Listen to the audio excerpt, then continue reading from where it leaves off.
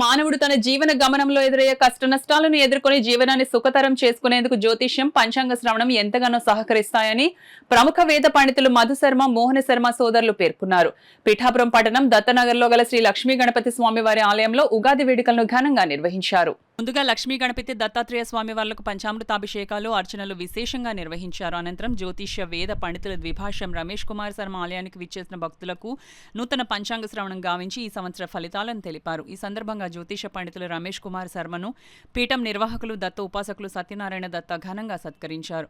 అలాగే పలువురు బ్రాహ్మణ పండితులను కూడా ఘనంగా సత్కరించారు. ఈ సందర్భంగా రమేష్ కుమార్ శర్మ సత్యనారాయణ దత్త మీడియాతో మాట్లాడారు. కార్యక్రమంలో వింజమూరి సత్యం, ద్విభాష్యం పవన్, భమిడిమరి సాంబమూర్తి, శ్రీరామ్ తదితరులు పాల్గొన్నారు. విశ్వావసనామ సంవత్సరం అంటే ఈరోజు ప్రారంభం యుగాది అంటారు.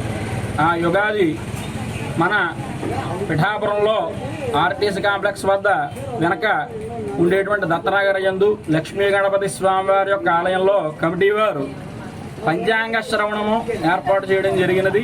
అలాగే ఇక్కడ పంచాంగ శ్రవణం చేయడం కూడా జరుగుతోంది. ఈ పంచాంగ శ్రవణం వలన ఫలితం ఏమిటి అంటే ఈ జ్యోతిర్వేదం, ఇది వేదం, సైన్స్ అన్నమాట. ఈ జ్యోతిష్యాన్ని మన పూర్వులందరూ కూడా మనకి ఇచ్చినటువంటి గొప్ప వేదాంగము అంటారు జ్యోతిష్యాన్ని. దాని ద్వారా మనకి ఎటువంటి ఒక దారిలో వెళుతుంటే ఎదురుకుండా గుంట ఉందో ఫ్లాట్గా ఉందో తెలుసుకుని మనం ఎలా అయితే మనం పయనం చేస్తూ ఉంటామో ఈ జ్యోతిష్యం కూడా అంతలా మనకు ఉపయోగపడుతుంది. అలాగే ఈ పంచాంగ శ్రవణం విశ్వావసనామ సంవత్సరం యొక్క ఫలితం ఏమిటి అనగా విశ్వావసౌ వివిధ సస్యయుతా ధరిత్రి. ఈ భూమంతా కూడా ఈ సంవత్సరం సస్యంతో ఉంటుంది. మంచి పాడి పంటలు కూడా లభిస్తాయి. యజ్ఞయాగాది క్రతువులు చేస్తారు. చక్కగా ఈ అంగవంగ మగధ దేశాలు వీటికి కొద్దిగా ఇబ్బంది ఉన్నది.